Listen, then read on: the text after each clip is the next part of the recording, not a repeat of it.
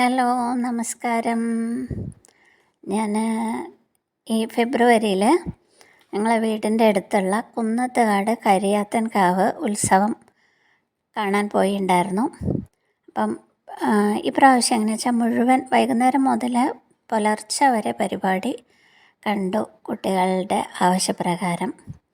അപ്പം പിന്നെ ഉത്സവം കണ്ടിരിക്കുമ്പം പിൻഭാഗത്ത് പലരും ആരൊക്കെയോ പണ്ടത്തെ ഐതിഹ്യങ്ങളെ പറ്റി പറയുന്നുണ്ടായിരുന്നു. അപ്പം എനിക്ക് തോന്നിയൊരു വീഡിയോ ഇടണം അതിനെപ്പറ്റി. ഞാൻ കേട്ട കഥ, അതായത് അമ്മ പറഞ്ഞു തന്ന കഥ, ഇവിടുത്തെ ഒരു സംഭവിച്ച കഥയാണ്.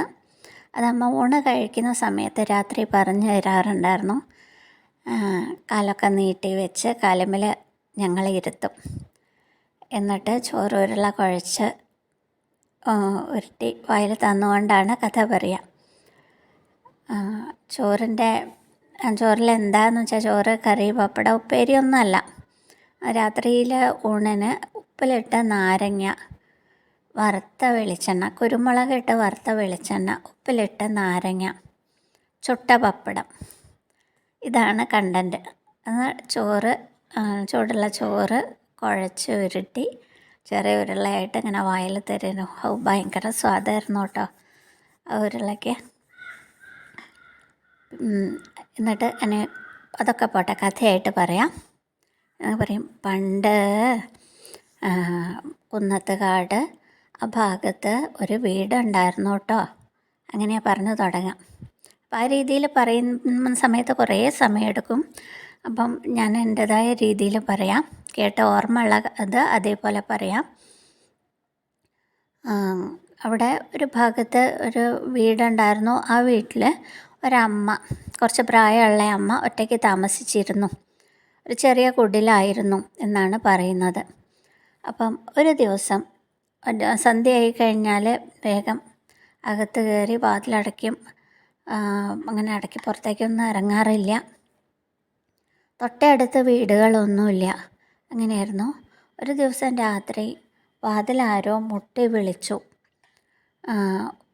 ഒന്ന് തുറക്കുമോ, ലേശം വെള്ളം തരുമോ, ദാഹിക്കുന്നുണ്ട് എന്ന് പറഞ്ഞിട്ട് ഒരാൾ വാതിൽ മുട്ടി വിളിച്ചു. അപ്പം ഇന്നത്തെ അവസ്ഥ എന്താണെന്ന് വെച്ചാൽ വാതിൽ തുറക്കാൻ അവരാരും വാതിൽ തുറക്കില്ല, അടുത്ത വീട്ടിലേക്ക് ഫോൺ ചെയ്യുകയാണ് ചെയ്യുക. അപ്പം പക്ഷെ അവർക്ക് അത്ര പേടിയൊന്നും ഉണ്ടായിരുന്നില്ല. അതുകൊണ്ടായിരിക്കാം അവർ വാതിൽ തുറന്നു നോക്കി. അപ്പം ആരെയും കണ്ടില്ല, ഇരുട്ടാണ്. വിളക്ക് കത്തിച്ച് പുറത്തേക്ക് നോക്കിയ സമയത്ത്, വിളക്കെടുത്ത് പുറത്തേക്ക് കൊണ്ടുപോയി നോക്കിയ സമയത്ത് ആരെയും കണ്ടില്ല, ഇരുട്ടാണ്.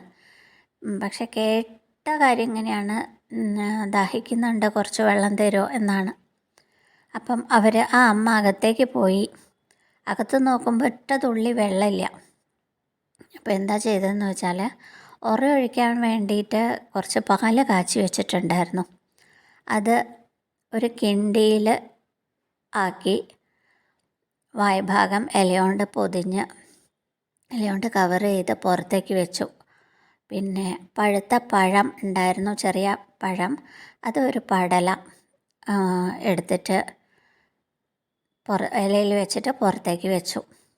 ഇവിടെ വെള്ളമില്ല, കിണർ കുറച്ച് ദൂരെയാണ്. ഈ സമയത്ത് എനിക്ക് പോയിട്ട് വെള്ളം കോരാൻ ബുദ്ധിമുട്ടാണ് എന്ന് പറഞ്ഞ് അത്രയും സംഗതി പഴം പാലും പുറത്ത് വെച്ച് അവർ തിരിച്ചു പോന്നു. അങ്ങനെയാണ് ഉണ്ടായത്. പിറ്റേന്ന് രാവിലെ നോക്കി, എണീറ്റു. വയ്യാതെയാണ് എണീറ്റത്. രാവിലെ എണീക്കുമ്പോൾ പ്രായമാവുന്ന സമയത്തുള്ള ഒരു ബുദ്ധിമുട്ടുകൾ. ഇനി പോയി വെള്ളം കോരി കൊണ്ടുവരണം, കുറച്ച് ദൂരെ പോകണം. ബക്കറ്റൊക്കെ എടുത്ത് പതുക്കാൻ അങ്ങനെ ഇറങ്ങി. വാതിലൊക്കെ തുറന്ന് നോക്കുമ്പോഴത്തേക്ക് അതാ നല്ല ഭംഗിയുള്ള ഒരു കിണർ മുറ്റത്ത്. ആൾമറയൊക്കെ കെട്ടിയിട്ടുണ്ട്. മാത്രമല്ല വെള്ളം കോരാൻ തക്കോണം കയറും പാളയിലാണല്ലോ പണ്ട് വെള്ളം മുക്കാറ്. പാള പ്രത്യേക രീതിയിൽ കുത്തി ഒരു കണ്ടെയ്നർ പോലെയാക്കും. അതിലാണ് വെള്ളം മുക്കാറ്. അപ്പം അതേ രീതിയിൽ പാളയും കയറും ഉണ്ട് റെഡിയായിട്ട് വെള്ളം എപ്പം വേണമെന്നെങ്കിലും മുക്കിയെടുക്കാൻ. നല്ല ഇളനീര് പോലെയുള്ള നല്ല തെളിവെള്ളം ആണ്. അപ്പം അവർക്ക് മനസ്സിലായി എന്നാണ് പറയുന്നത്.